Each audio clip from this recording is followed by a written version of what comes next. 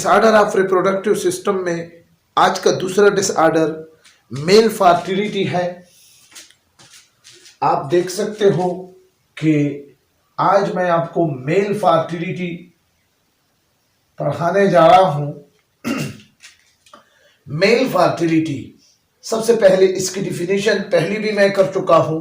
Failure to achieve pregnancy after marriage provided even performing sexual intercourse twice in a week. बिल्कुल जिस तरह female fertility का definition था बिल्कुल उसी तरह है। ठीक है, तो आगे जा रहे हैं। मेल इनफर्टिलिटी यानी वो वजूहात जिसकी वजह से बच्चे पैदा नहीं होते, यानी एक मेल जिसमें ये एबिलिटी ना हो कि वो सक्सेसफुल फर्टिलाइजेशन करे, यानी उसके स्पर्म ओवा यानी एक के साथ मिले और फिर फर्टिलाइजेशन हो जाए, ये एबिलिटी ना हो, तो इस इनएबिलिटी को हम कहते हैं मेल इनफर्टिलिटी। तो इसकी क्या क्या वजूहात है? सबसे पहले बहुत सारे वजूहात है, लेकिन आपके कोर्स के मुताबिक मैंने ये चीजें आपके सामने लेके हैं और उम्मीद करता हूं कि आपको पसंद भी आई होंगे।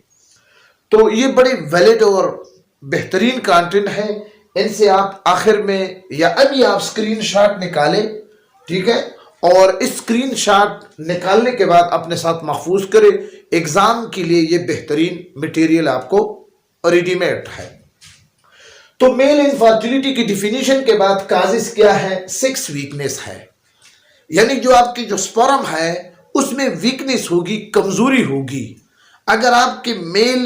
अगर कोई मेल है उसमें सेक्स वीकनेस पाई जाती है, तो ये भी एक वजह है, ये भी एक काज है मेल इनफर्टिलिटी का, यानी आदमी के बांझपन के लिए ये भी एक काज है। दूसरा, हार्मोनल इम्बैलेंस, जैसे फीमेल हार्मोन होते हैं इसी तरह मेल में अपने हार्मोन होते हैं, टेस्टोस्टेरोन और इस तरह दूसरे हार्मोन, अगर ये इम्बैलेंस हो जाए तो फिर ये मेल इनफर्टाइल हो जाता है। वीकनेस, यहां पर वीकनेस का क्या मतलब है? ऊपर वाला जो काज है वो सेक्स वीकनेस है, यहां पर फिजिकल वीकनेस है, यानी अगर आपका कमजोर हो, आप जिस्मानी लिहाज से कमजोर हो, तो ये कमजोरी भी इनफर्टिलिटी में एक वजह है।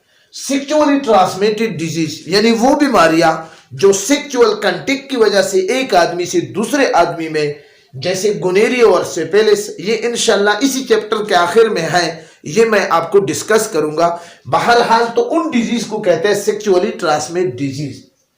इसके बाद है चौथी और पांचवी वजह, मैरिज इन एडवांस एज, यानी बहुत ही जल्दी जैसी ही कोई मेल बालिग हो जाए उसकी शादी की जाए, तो ये भी एक वजह है मेल इनफर्टिलिटी का। दूसरा, टेस्टिकुलर ट्यूमर। आपको पता है कि मेल के अंदर एक्स्ट्रा एब्डोमिनल स्क्रूटम में 2 टेस्टिस होते हैं, हर एक टेस्टिस को टेस्टिकुलर कहते हैं। अगर एक टेस्टिस में ट्यूमर यानी एबनॉर्मल ग्रोथ ऑफ सेल हो जाए तो फिर हम उसको कहते हैं टेस्टिकुलर ट्यूमर, तो ये भी एक वजह है। ठीक है, इसके बाद है डिफिशिएंसी ऑफ विटामिन ई, यानी विटामिन ई की कमी भी एक वजह है।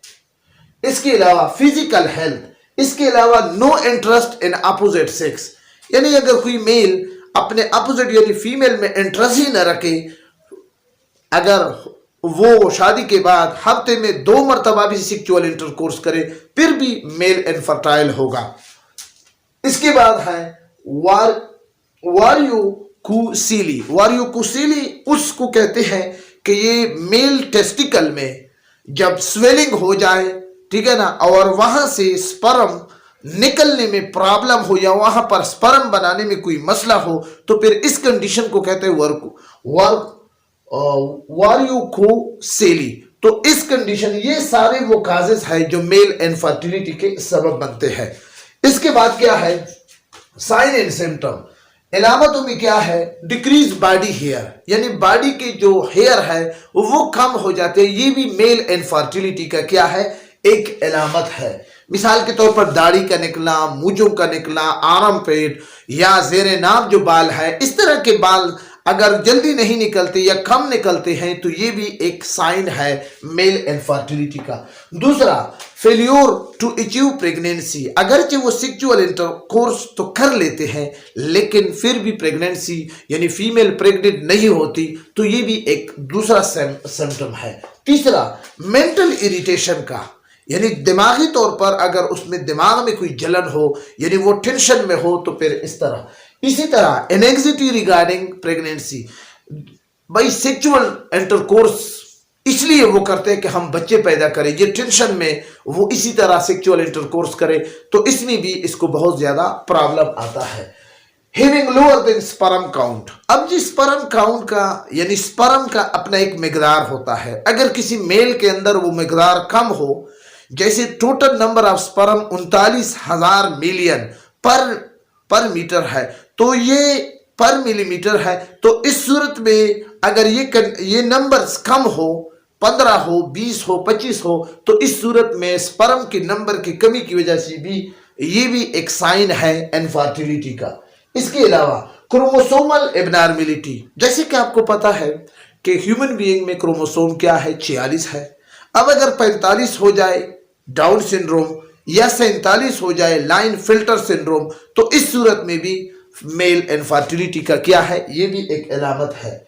इसके अलावा पीनस स्वेलिंग या इसके अलावा स्वेलिंग एंड टेस्टिकुलर एरिया, यानी टेस्टिकुलर एरिया में अगर ये स्वेलिंग करे तो ये भी एक साइन है। डायग्नोज, इसको कैसे डायग्नोज किया जाता है, कंप्लीट ब्लड काउंट से, यूरिन टेस्ट से, पर पीनस एग्जामिनेशन से, ठीक है।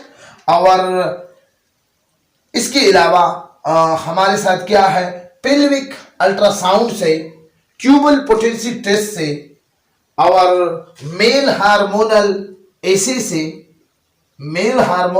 से, और इसके अलावा बहुत और तरीके भी है।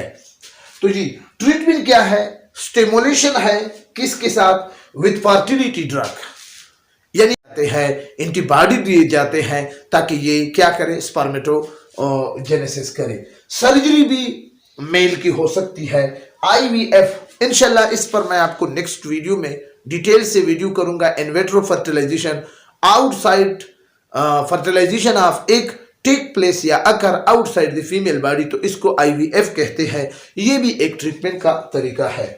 प्रिवेंशन में क्या है, मेंटेन हेल्दी वेट, यानी हेल्दी वेट भी है। इसके अलावा क्वाइट स्मोकिंग, सिगरेट नोशी को छोड़ना है। अवॉइड ड्रिंकिंग अल्कोहल, शराब को नहीं पीना है। रिड्यूस स्ट्रेस, यानी टेंशन को कम करना है। लिमिट कैफीन इनटेक, चाय को कम पीना है। अवॉइड हीट, यानी बहुत ज्यादा तपिश से मेल को बचना है। Avoid to exposure to toxic, यानी हीवी मेटल या पेस्टिसाइड, इसको भी आपने अवॉइड करना है। तो ये प्रिवेंशन है। रिस्क फैक्टर में, यानी वो फैक्टर है जिसकी वजह से मेल इनफर्टाइल हो सकता है, तो वो क्या है, ओवर हीटिंग ऑफ टेस्टिकुलस, यानी अगर आपकी टेस्टिस बहुत ज्यादा हीट कर जाए। आपको पता है कि टेस्टिस ह्यूमन बीइंग के जो कांस्टेंट टेम्परेचर है 37, इससे 2 डिग्री कम करके 35 डिग्री पर ये फंक्शन करते हैं। अगर ये ओवर हीट हो जाए तो फिर ये अपने फंक्शन लॉस कर लेते हैं। जब स्पर्म नहीं बनेगा तो फिर तो मेल इनफर्टाइल हो गया ना। इसीलिए